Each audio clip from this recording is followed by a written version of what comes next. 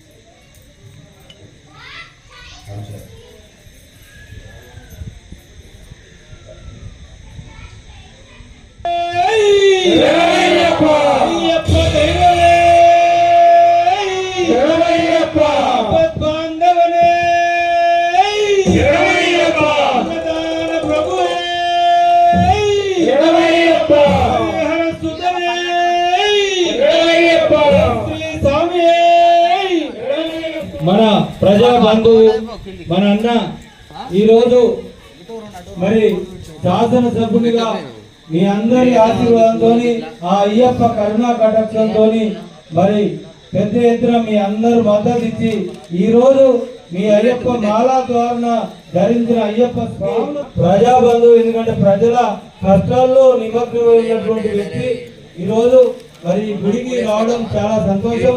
మరి అన్నగారు గుడి సమస్యల మీద కూడా చెప్పడం జరిగింది. మరి వారిని మన ఈ యొక్క బృందా ఉన్నారు. అదేవిధంగా దీనికి ప్రధానంగా మరి మన శనిగరం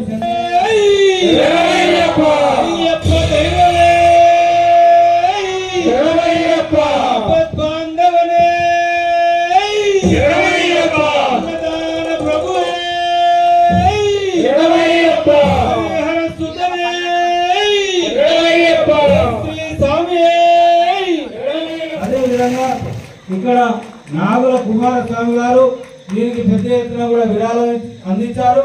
మరి నిరంతరం మొదటి నుంచి కూడా తిరుపతి గారికి, గంగాధర్ గారికి, అదేవిధంగా మాటేటి శ్రీనివాస్ గారికి మరి సభ్యులందరికీ పేరు పేరున కూడా అన్యత ఎవరు భావించద్దు. అందరి పేర్లు చెప్తే మళ్ళీ పూజ కన్నా ఎక్కువ టైం అవుతుంది. మీ అందరి మాల ధరించిన అయ్యప్ప స్వామి పాదాయ వందనలతో 9వ వార్షికోత్సవము ఇది ఈరోజు డిసెంబర్ 24 నాడు శబరిమలలో మండల పూజ మహోత్సవం పెద్ద ఎత్తున నిర్వహించడం జరుగుతుంది. అదే మండల పూజ మహోత్సవం ఈరోజు వేద బ్రహ్మశ్రీ మన భరత్ గురుస్వామి ఆధ్వర్యంలో మరి ఇక్కడ ఈ యొక్క మండల పూజ వార్షికోత్సవ పూజ నిర్వహించడం జరుగుతుంది. వారి బృందానికి సంతోష్ గారు వారు కూడా నిరంతరం పూజ మంచి వేదం నేర్చుకున్నటువంటి పిల్లలు వారు కూడా మరి ఇక్కడ ఉన్నారు. కాబట్టి మీరు ఈ అందరి అయ్యప్పలకు శుభాకాంక్షలు. ఆ అయ్యప్ప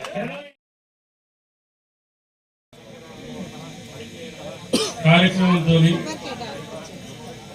ఈ అయ్యప్ప స్వామికి వచ్చి ఈ టెంపుల్కి వచ్చి నిత్యం పూజ చేసేటువంటి భక్తులందరి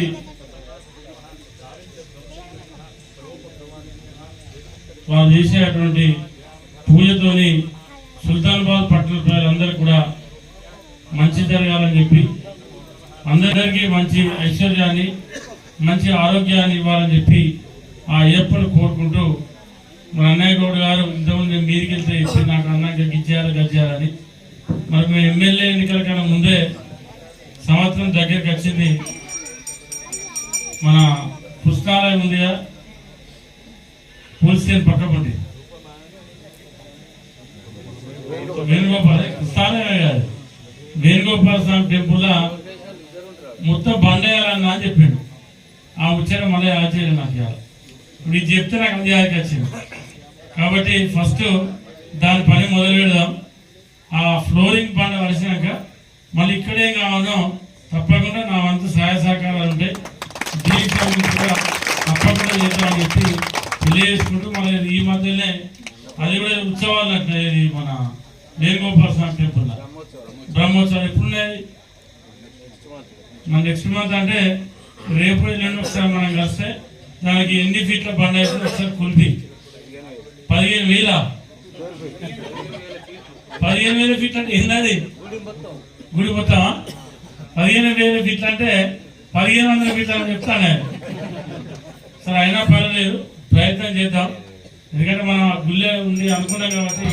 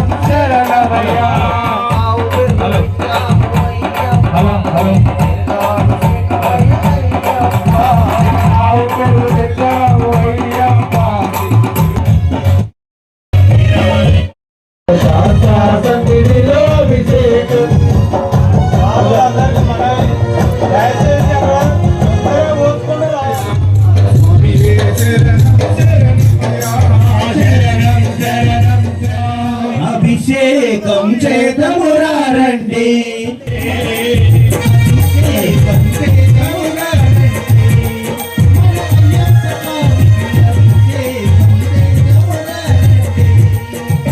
అభిషేకం చేతమురారండి మన అయ్యప్ప స్వామికి అభిషేకం చేతమురారండి పాలతో అభిషేకములక అభిషేకములక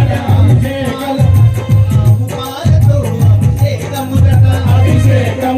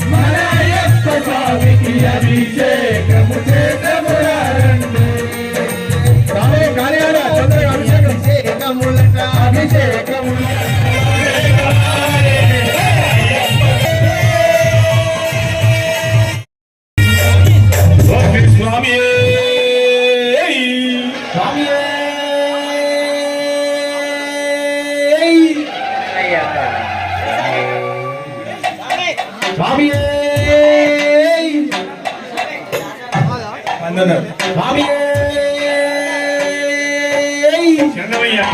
రాయపరా రాయపరా రాయపరా రాయపరా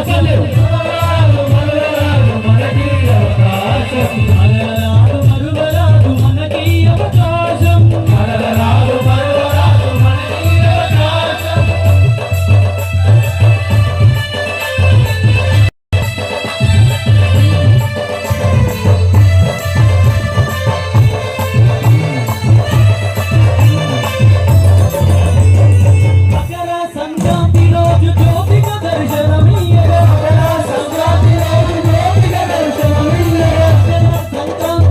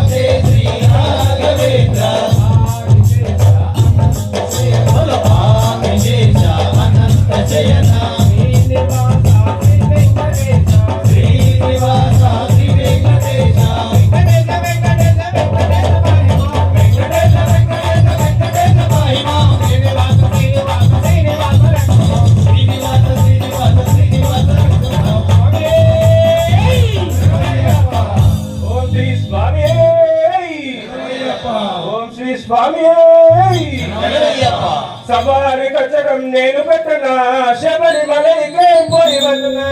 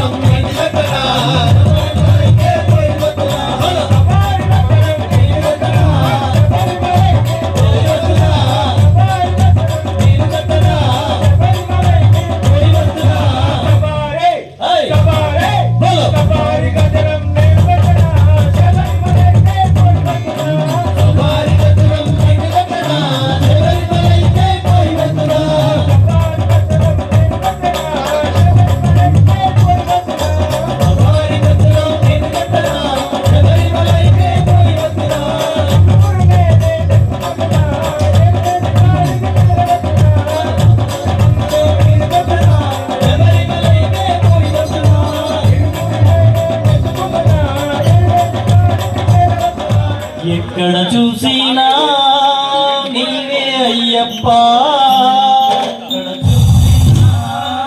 నీవే అయ్యప్ప సర్వాంతర్యామి నీవే అయ్యప్ప సర్వాంతర్యామి నీవే అయ్యప్ప స్వామి శరణం అయ్యప్ప శరణం స్వామి శరణం అయ్యప్ప శరణం స్వామి శరణం అయ్యప్ప శరణం స్వామి శరణం నమః సర్వోక్యే నమః సర్వవిదితాయ నమః సర్వస్వామినే నమః అనంతశక్తియే నమః అనంతాత్మనే నమః సర్వాత్మనే నమః సర్వశక్తిమయాయ నమః చూసినటువంటి మన కళ్ళకి పండుగ, ఆ పండుగని ఈరోజు మనం చేసుకుంటున్నాం. అది మన పూర్వజన్మ సుకృతం.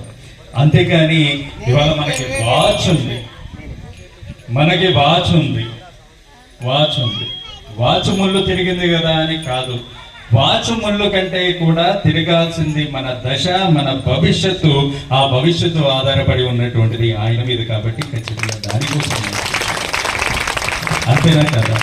భరత్ స్వామి ఊరికే సుల్తానాబాద్, అయ్యప్ప స్వామి ఊరికే సుల్తానాబాద్. కానీ అయ్యప్ప స్వామి వచ్చాడు అంటే ఖచ్చితంగా మన ముందు మన అనుగ్రహాన్ని మనకి అందించడానికి కోసం వచ్చినటువంటి ఆయన. కాబట్టి దాన్ని కోరుకుంటూ, ఇక ముఖ్యంగా కూడా గత కొంతకాలంగా మనమందరం కూడా చూస్తున్నాం, దాదాపు 40 లక్షల పైగా కూడా షేర్ అయినటువంటి ఒక మాట ఈ మధ్య కాలంలో భరత్ స్వామి వ్యాప్తి చెందినటువంటిది ఏంటి అంటే బ్యాన్ వావర్ అనేటువంటి నినాదంతో మేమంతా కూడా ముందుకు సాగుతున్నటువంటి.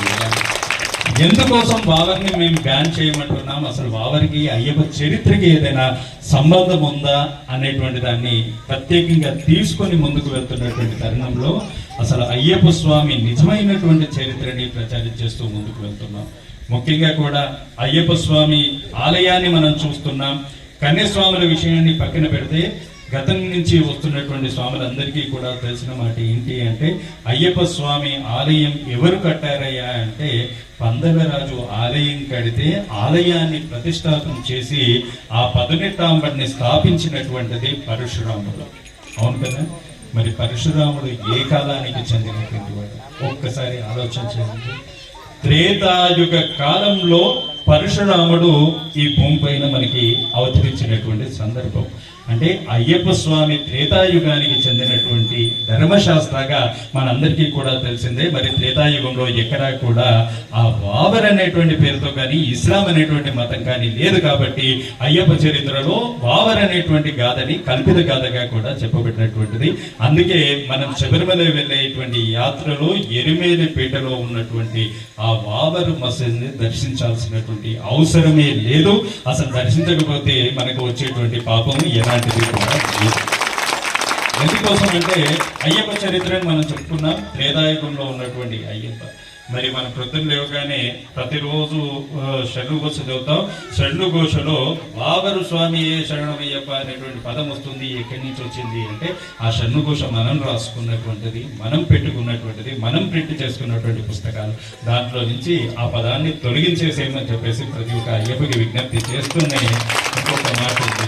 మరి దేన్ని మనం ఆధారంగా చేసుకొని ముందుకు వెళ్దాము అంటే ఆదిశంకరాచార్యులు ఎప్పుడో వేల సంవత్సరాల క్రితం భూమి మీద నడియాడినటువంటి ఆదిశంకరులు అయ్యప్ప స్వామి స్తోత్రాన్ని మనకు అందించాడు. భూతనాథ పంచరత్నంగా మనం దాన్ని చదువుతున్నాం. పొద్దున్న లేవగానే లోకవీరం మహాపూజ్యం సర్వరక్షాకర విభుం పార్వతీ హృదయానందం శాస్త్రారం ప్రణామ్యం. పొద్దున్న లేవగానే మనం చదువుతున్నాం. ఆ పంచరత్నాన్ని ఎవరు అందించారు అంటే ఆదిశంకరాచార్యులు స్వయంగా దర్శనం చేసుకొని ఆ చిన్ముద్ర దారిపైన రాసినటువంటిదే భూతనాథ పంచరత్నం. మరి ఆదిశంకరాచార్యులు రాసినటువంటి కాలంలో లేదే మరి ఆయా కులతం. కేవలం 1000 సంవత్సరాల క్రితం వచ్చినటువంటి ఒక మతము ఆ యొక్క అయ్యప్ప స్వామికి కల్పిత గాథని కలుపుకొని చెప్పడం అనేటువంటిది భావ్యమైనటువంటిది కాదు. ఎరిమేలిపేటకు వెళ్ళండి, కానీ ఎరిమేలిపేటలో ఎవరిని దర్శనం చేసుకోవాలి అంటే ఎరిమేలిపేట నుంచి స్వామి వనయాత్రను ప్రారంభం చేశాడు. అక్కడ పేటై ధర్మశాస్త్రగా అయ్యప్ప స్వామి కొలువై ఉన్నాడు. ఆ పేటై ధర్మశాస్త్రాన్ని దర్శనం చేసుకోండి. రంగులు పూసుకొని మసీదులకు పోవాల్సిన అవసరం లేదు. ఎందుకు లేదు అంటే మన గ్రామంలోనే ఎన్నో మసీదులు ఉన్నాయి. మరి ఎవరైనా మాల వేసుకుని ఆ మసీదులోకి వెళ్ళారా? ఎక్కడైనా కొబ్బరికాయ కొట్టారా? ఎక్కడైనా దీపం పెట్టారా? ఆ మసీదులో మీకు ప్రసాదాలు ఇచ్చారా? ఇవ్వలేదు కదా. మరి అక్కడే ఎందుకు ఇస్తున్నారు అంటే కేవలం అయ్యప్ప ముసుగులో మనం వెళ్తున్నటువంటి ఈ పరిస్థితుల్లో మన ధనాన్ని, మన సొమ్ముని మన దగ్గర నుంచి దోచుకొని మన సనాతన ధర్మాన్ని, మన దీక్ష నియమాన్ని, మనకు ఉన్నటువంటి మనోభావాల్ని దెబ్బతీసేయడానికి మాత్రమే ఆ యొక్క వావరు మసీదు అనేటువంటిది మనకు కనబడుతూ ఉంటుంది. ఎందుకంటే ఇక్కడ ఎంతో మంది స్వాములు ఉన్నారు. 18 అయిపోయిన వాళ్ళు, 19 అయిపోయిన వాళ్ళు, 30 అయిపోయిన వాళ్ళు, ఎంతో మంది శబరిమల యాత్రకు గత కొన్ని సంవత్సరాలుగా వెళ్తున్నారు. నేను కూడా 36 సంవత్సరాలు నేను వెళ్తూ ఉన్నాను. అక్కడ ఉన్నటువంటి పరిస్థితుల్లో ఈరోజు ఆ స్పీకర్ ఎంతైతే ఉందో ఆ స్పీకర్ కంటే కూడా చిన్ననైనటువంటి దాంట్లో ఒక పూరి గుడిసెలో ఈ రోజున బాబర్ మసీదు అనేటువంటిది ఆ రోజున ఉన్నటువంటిది.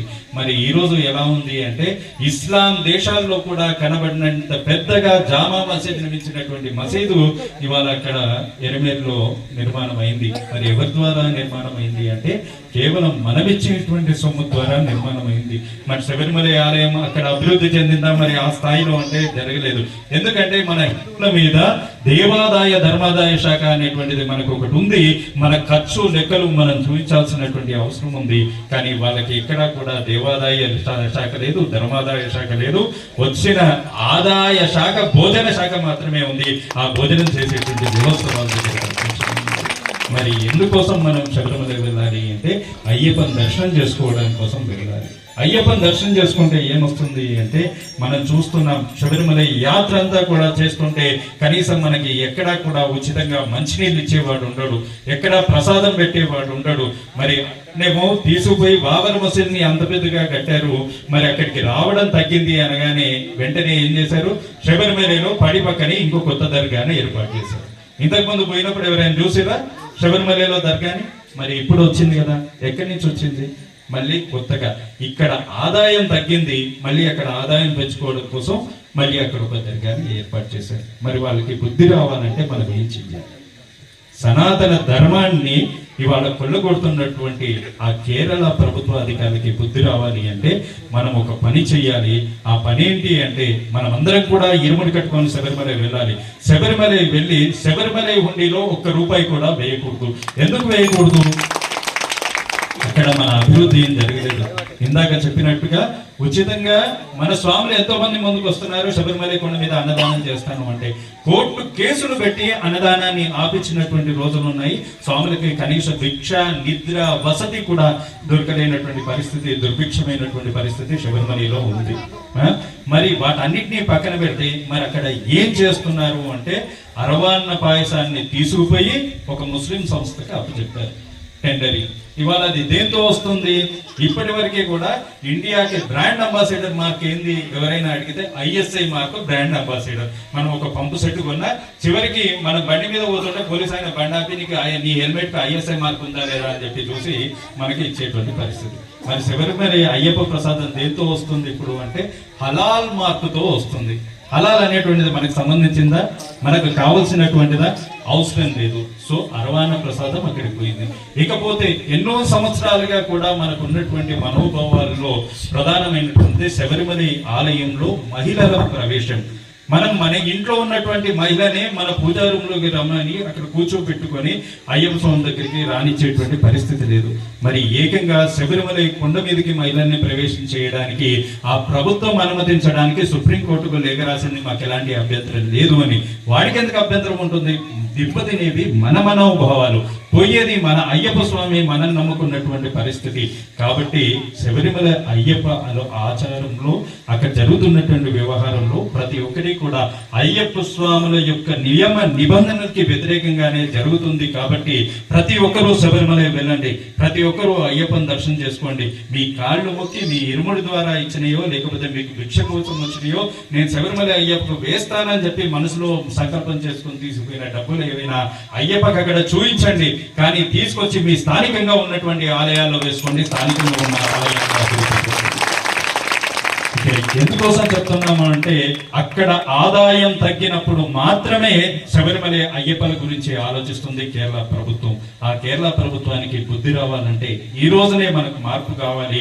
మన ప్రాంతం నుంచే మనం మార్పు మొదలు పెడితే రాష్ట్రమంతా మార్పు జరుగుతుంది. ఖచ్చితంగా ఈ రోజున ఇస్లాం దేశాలు ఎన్నున్నాయి, క్రిస్టియన్ దేశాలు ఎన్నున్నాయి అని చెప్పుకుంటున్నాం.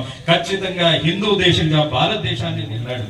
మరి అలాంటి ఈ ప్రాంతంలో మరొక ఆలోచన వచ్చింది, మరో అయ్యప్ప దేవాలయం నిర్మించాలి అని కొంతమంది సంకల్పం చేసినట్టుగా నాకు కూడా తెలిసి వచ్చింది. అది ఎంతవరకు భాగ్యము అనేటువంటిది ఖచ్చితంగా ఒక్కసారి ఆలోచన చేయండి.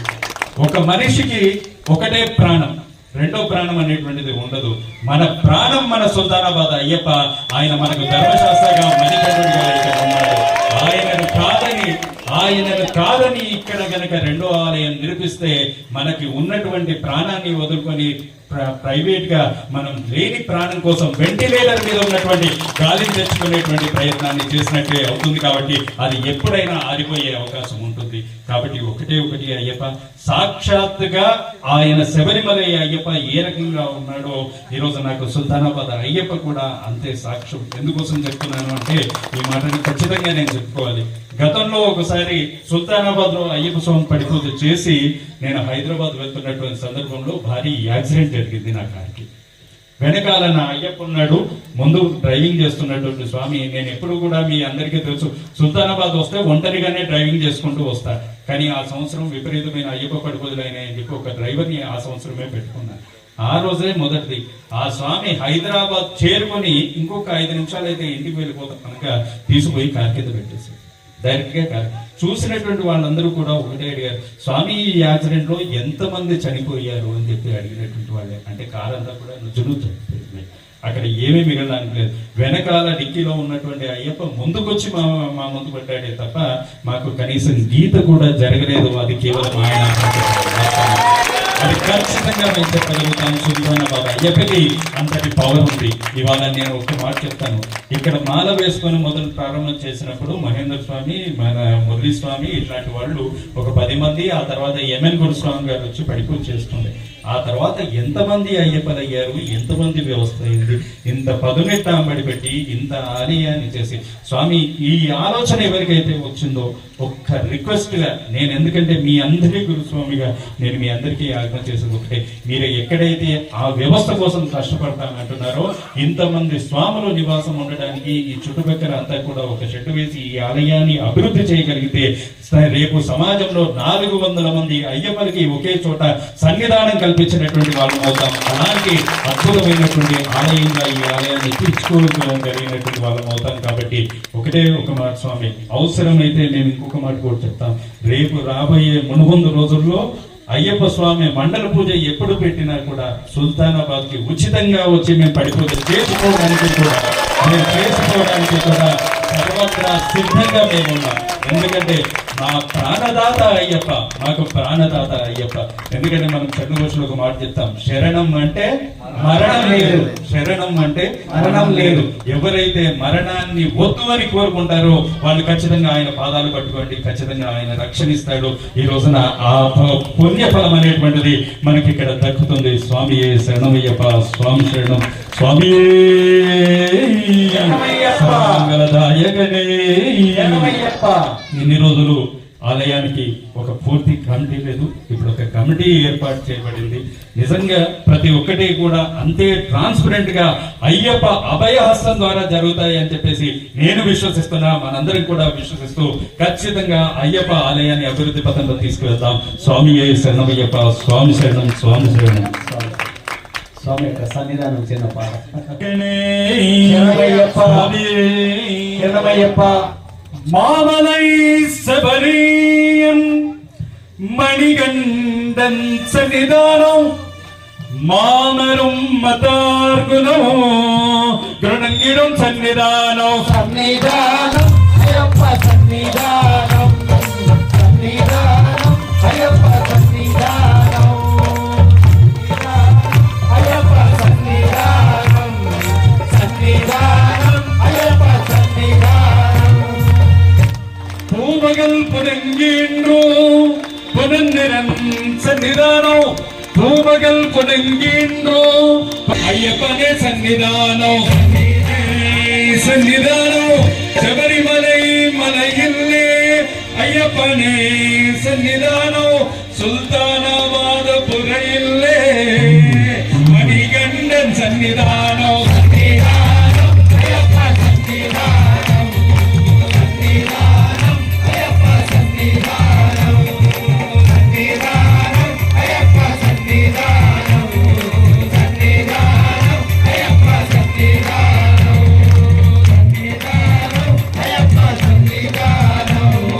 சன்னிதானம் ஐயப்ப சன்னிதானம், சன்னிதானம் ஐயப்ப சன்னிதானம், స్వామి సన్నిధానమే శబరివాసవే హరిహర సుతనే. స్వామి శరణం స్వామి.